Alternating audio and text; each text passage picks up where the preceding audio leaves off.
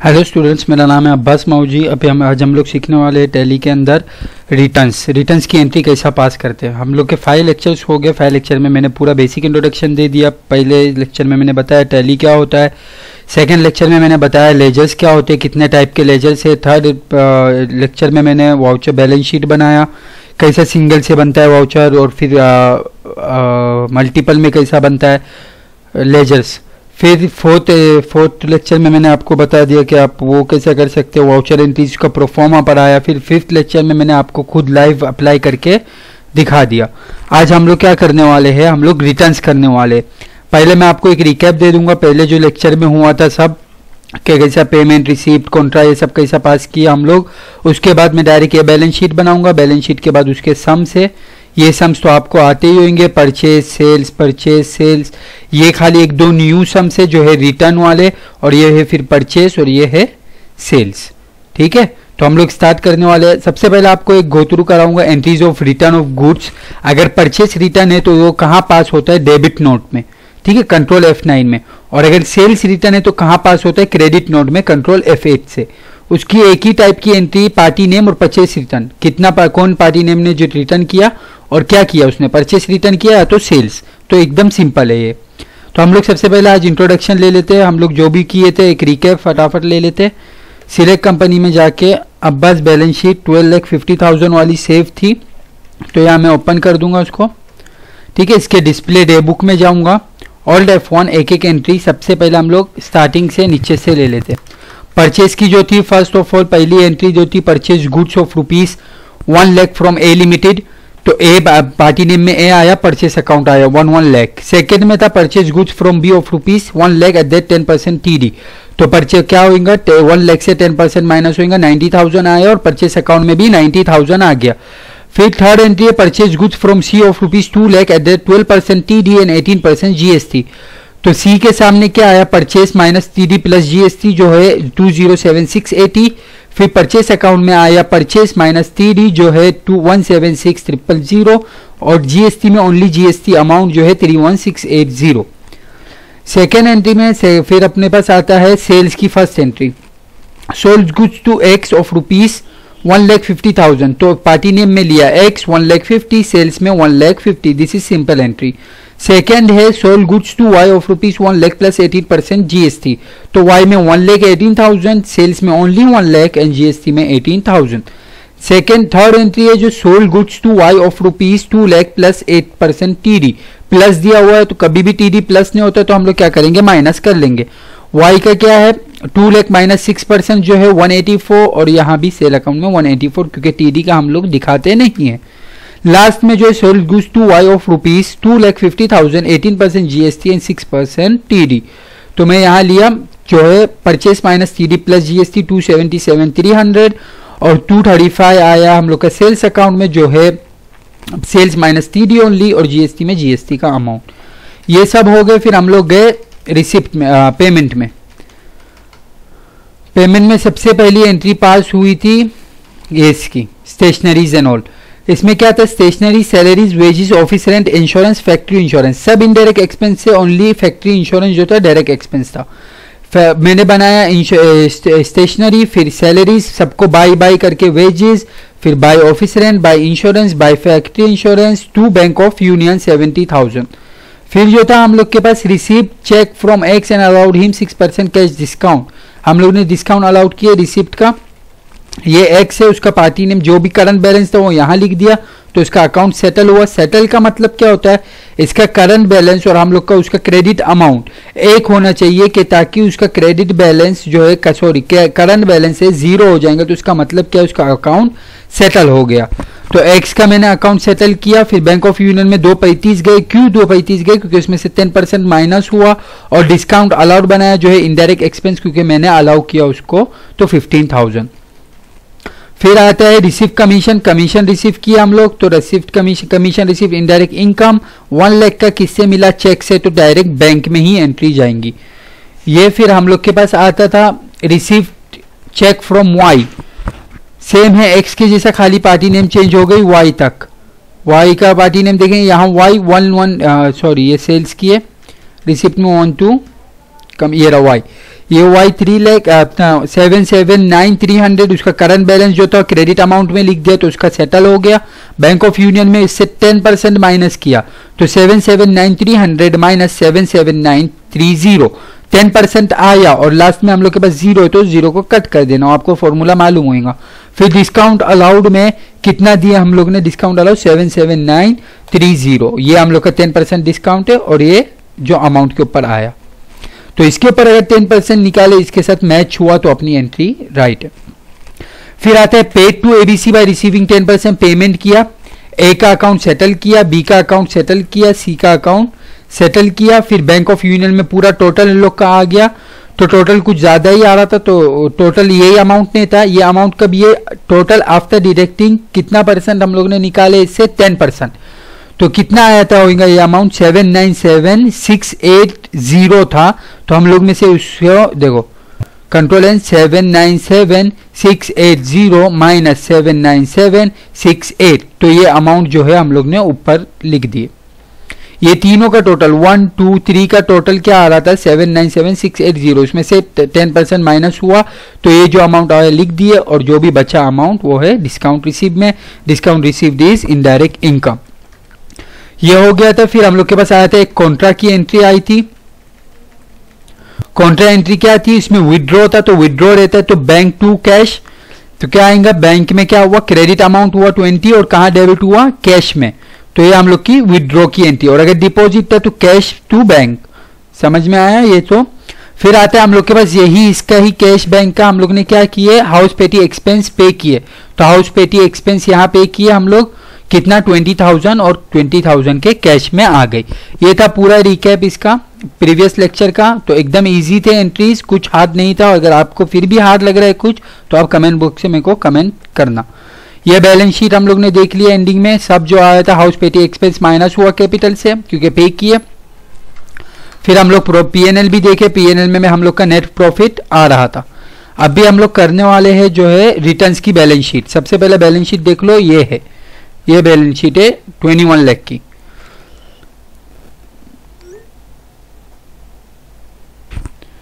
लाख की आई तो अभी हम लोग इसको सबसे पहले कैसे क्रिएट करते हैं वो बता दो। ये इसको बंद कर दूंगा, इसका शॉर्टकट है बंद करने का ऑल्ट F1, कंपनी बंद हो जाती है।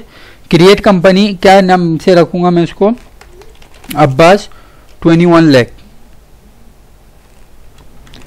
ठीक है। उसको एक्सेप्ट किया, एंट्री एक्सेप्ट हो गई, एंट्री एक्सेप्ट हो गई तो अभी इसका हम लोग अकाउंट बनाएंगे। लेजर्स में गए हम लोग, ठीक है। लेजर्स के अंदर गए, सबसे पहला है कैपिटल अकाउंट। कैपिटल अकाउंट, अंदर कैपिटल अकाउंट कितना दिया हुआ है 2 लाख 5 लाख का 5 लाख। फिर बैंक लोन, बैंक लोन कहाँ जाता है सिक्योर लोन, कितना है इसका 5 लाख। फिर क्रेडिटर्स के अंदर ए सन्ड्री क्रेडिटर 9, इसका कितना है 2 लाख।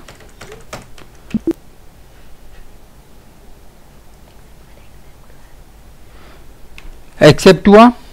फिर बी, बी में 3 लाख, 3 लाख डाल दिया, ठीक है। फिर मैं क्या करूंगा बिल्स पेएबल, बिल्स पेएबल कहां जाएगा हम लोग का current liability, bills payable current liability,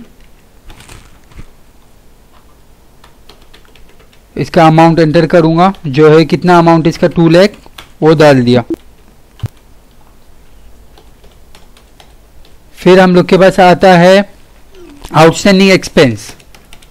outstanding expense क्या आ जाता है करंट लायबिलिटी, सेम इसका अमाउंट कितना अमाउंट इसका 2 लाख, 2 लाख पास हो गए। फिर provision for tax, provision for tax कहाँ जाएंगे ये प्रोविजंस, प्रोविजंस के अंदर इसका एक्सेप्ट कर लिया मैंने, अमाउंट नहीं दिया,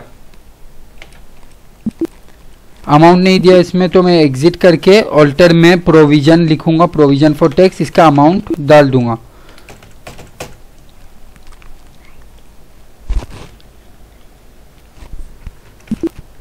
आ गया 21 लाख। अभी जाऊंगा मैं फिर से लेजर क्रिएट जो है एसेट साइड, मशीनरी, मशीनरी का है फिक्स एसेट, फिक्स एसेट में कितना, इसका 5 लाख है। फिर हम लोग land and building, land and building fix asset कितना है 2 लाख। फिर हम लोग के पास इन्वेस्टमेंट है, इन्वेस्टमेंट अंदर इन्वेस्टमेंट कितना है इसका सेम 3 लाख। डेटर्स के अंदर पी है सन्ड्री डेटर, सन्ड्री डेटर आ गया। इसका कितना अमाउंट है हम लोग का पी का 3 लाख, 3 लाख 5 zeros 1 2 3 4 5। ये हो गया क्यू, क्यू के अंदर 2 लाख डन। फिर स्टॉक है, स्टॉक कहाँ जाएगा करंट एसेट, ठीक है। इसमें कुछ प्रोडक्ट नहीं है तो 3 लाख। अगर प्रोडक्ट वाला था तो हम लोग उसका अलग तरीका था। HDFC बैंक, बैंक अकाउंट कितना है इसका अमाउंट, HDFC बैंक का 2 लाख है और 1 लाख कैश है।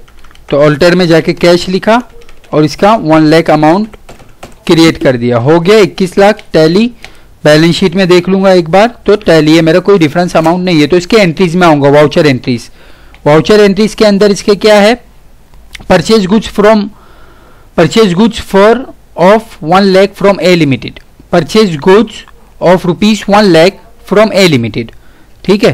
तो यहाँ एंट्री पास करना स्टार्ट करूंगा मैं। अकाउंटिंग वाउचर F9 पेमेंट के लिए Ctrl+V सिंगल एंट्री 1 प्रेस किया।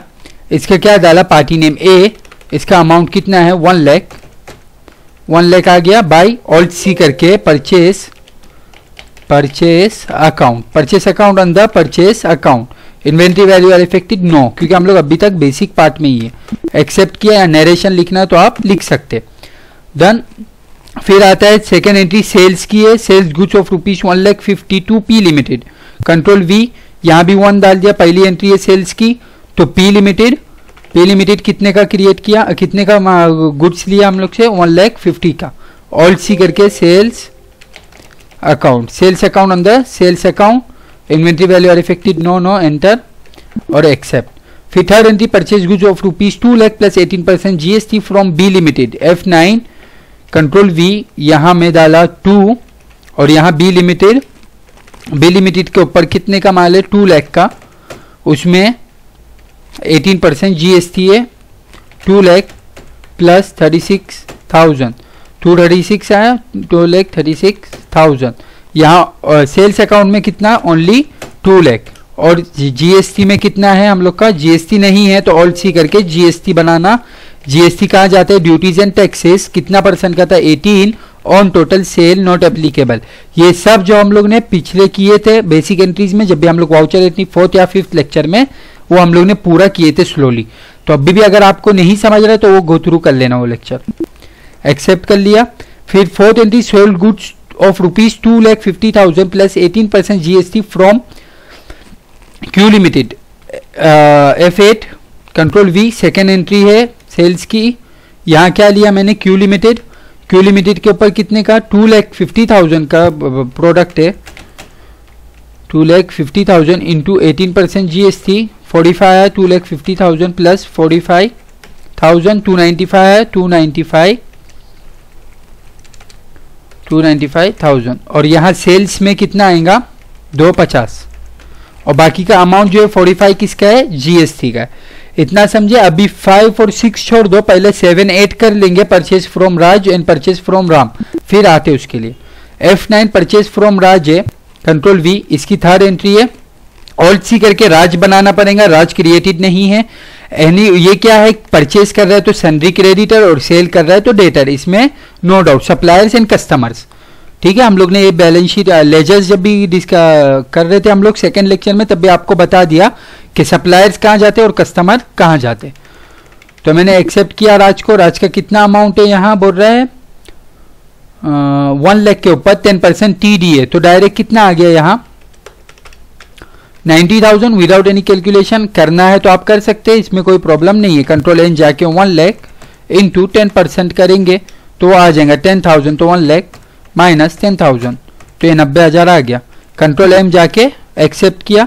F8 में अगेन जाके कंट्रोल V, यहाँ फोर्थ एंट्री है मेरी, फोर्थ एंट्री यहाँ क्या राम है, ऑल्ट सी करके राम क्या है सन्ड्री डेटर से, ठीक है, क्योंकि क्यों सेल कर रहा है तो यहाँ मैंने सेल किया, सेल मतलब कस्टमर, यहाँ कितना है 25,000 एट द रेट कितना है 10% TDA, 25,000 में 10% कितना हुआ, control M control N 25,000 into 10% कितना आएगा 2,500, 25,000 माइनस 2,500 कितना आया 22,500, कंट्रोल M 22,500, और यहाँ सेल्स में कितना आया 22,500 सेम, क्यों, क्योंकि ये TDA GST नहीं है। तो इतना हमारा ये पूरा हो गया है, इसमें कुछ डाउट नहीं है आप लोग को, ये सब बेसिक एंट्रीज थे जो पहले से हम लोग करते आए। इसमें खाली दो नई चीजें जो है रिटर्न गुड्स ऑफ ₹1 अपना return goods of ₹10,000 to A limited और Q limited return goods of ₹20,000। अभी इसमें से क्या परचेस रिटर्न है क्या सेल रिटर्न है, एकदम सिंपल है, कैसा फाइंड आउट करते हैं, अभी पार्टी नेम के ऊपर है। अभी फिफ्थ एंट्री में क्या है return goods of ₹10,000 to A limited, A limited को हम लोग ने रिटर्न किया, ठीक है, तो ए लिमिटेड क्या किया अपने से सेल किया कि परचेस, वो चेक करना है। तो ए लिमिटेड आप पूरी एंट्रीज में देखो ए लिमिटेड ने क्या किया, पहली एंट्री में दिख रहा है ए लिमिटेड ने परचेस किया, तो ये बाय डिफॉल्ट ये क्या हो गया परचेस रिटर्न। तो क्या परचेस रिटर्न कहाँ रहता है डेबिट नोट के क्रेडिट नोट डेबिट नोट।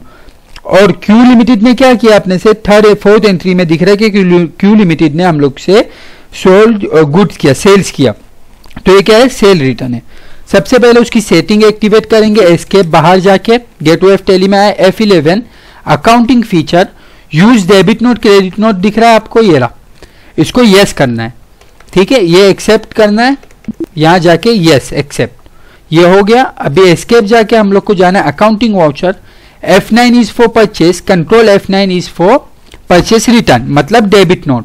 तो ए लिमिटेड का मैंने वाउचर क्या डाला हो, वाउचर नंबर वो वहां यहां सेम डाल देने का, उसकी पहली एंट्री है तो मैंने उसका वाउचर नंबर क्या डाला फर्स्ट ही डाला हो, क्योंकि मैंने सीक्वेंस में गया फर्स्ट सेकंड थर्ड, आप लोगों ने भी देखे होंगे, आप जो भी वाउचर डालेंगे यहाँ लिख देना ओरिजिनल इनवॉइस नंबर उसका, एंटर। यहाँ उसकी पार्टी नेम जो है ए लिमिटेड, ए लिमिटेड ने क्या किया रिटर्न किया 10,000 का गुड्स, 10,000 और सी करेंगे परचेस रिटर्न, परचेस रिटर्न अंदर purchase account, enter enter enter, accept कर लिया, नरेशन लिखना तो लिख सकते हैं। अभी कंट्रोल F8 सेल रिटर्न के लिए, कंट्रोल F8 कहाँ जाते क्रेडिट नोट, इसका भी हम लोग ने क्या रखे होंगे परचेज सेल की सेकेंड एंट्री है ना, पहले देखो परचेस की पहली है सेल की पहली है, फिर परचेस की दूसरी और सेल की दूसरी।